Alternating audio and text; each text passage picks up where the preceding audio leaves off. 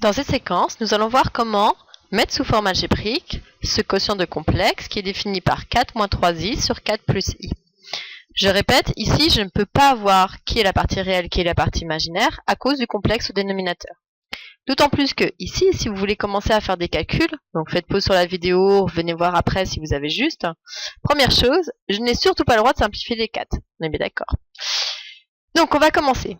On a dit que l'astuce ici, c'était de multiplier par le conjugué du dénominateur. Donc le dénominateur, c'est lui. Donc on va multiplier par son conjugué. Donc on va recopier. On va avoir 4 moins 3i divisé par mon 4 plus i. Et donc le conjugué de 4 plus i, c'est 4 moins i. On change la partie imaginaire en son opposé. Je le fais en haut et en bas pour conserver l'équilibre de ma balance. Donc ici, on va traiter deux choses en même temps. Déjà, on va s'intéresser à ce fameux dénominateur.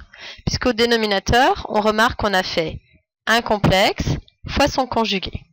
Donc le cours dit que dans ces cas-là, c'est la partie réelle au carré plus la partie imaginaire au carré. On va devoir savoir qui est la partie réelle. Donc la partie réelle de 4 plus i, c'est juste 4. Et la partie imaginaire de 4 plus i, attention, c'est pas i, c'est 1. C'est le nombre devant le i. Donc, au dénominateur, on va avoir partie réelle au carré, donc 4 au carré, plus partie imaginaire au carré, c'est-à-dire 1 au carré. Donc attention, si un jour au dénominateur vous avez un nombre négatif ou un nombre pour lequel il y a du i, il faut vraiment s'inquiéter. Et au numérateur, on va en profiter pour développer. Puisque ici on a un produit, donc double distributivité. Premièrement, je distribue le 4. Et puis deuxièmement, on va distribuer le moins 3i. Donc déjà, si je distribue le 4, 4 fois 4, 16. 4 fois moins i, moins 4i.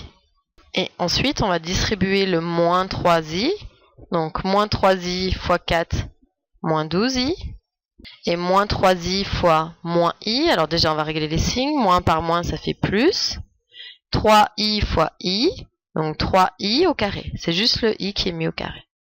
Donc quand on va simplifier, égal, donc 4 au carré 16, plus 1, 17. Numérateur, on va regrouper les éléments de la même famille, 16 il est tout seul déjà, et on voit qu'il y a des éléments de la famille du i. On en a moins 4i, et on en a moins 12i. Donc ça va faire moins 16i. Et on se souvient également qu'on a du i carré. Mais i carré, ça vaut moins 1. Donc ici, ce chiffre-là, c'est moins 1. Alors attention, c'est 3 fois, ici un petit signe fois, donc plus 3 fois moins 1. Donc ça va faire 16 moins 16i, et 3 fois moins 1, ça va faire moins 3. Donc divisé par 17. Je peux finir de regrouper les éléments de ma même famille, puisque ici, j'ai du 16, et ici, j'ai du moins 3.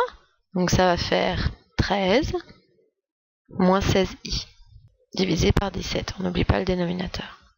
Comme ça, je peux bien voir qui est la partie réelle et qui est la partie imaginaire, parce que 17, il divise aussi bien 13 que moins 16i. Donc on pourrait écrire ça aussi. 13 17e moins 16 17e de i, ou 16i sur 17, c'est pareil. Pour conclure, partie réelle, c'est le nombre sans le i, c'est-à-dire 13 17e. Et la partie imaginaire, c'est le nombre devant le i, c'est-à-dire moins 16 17e.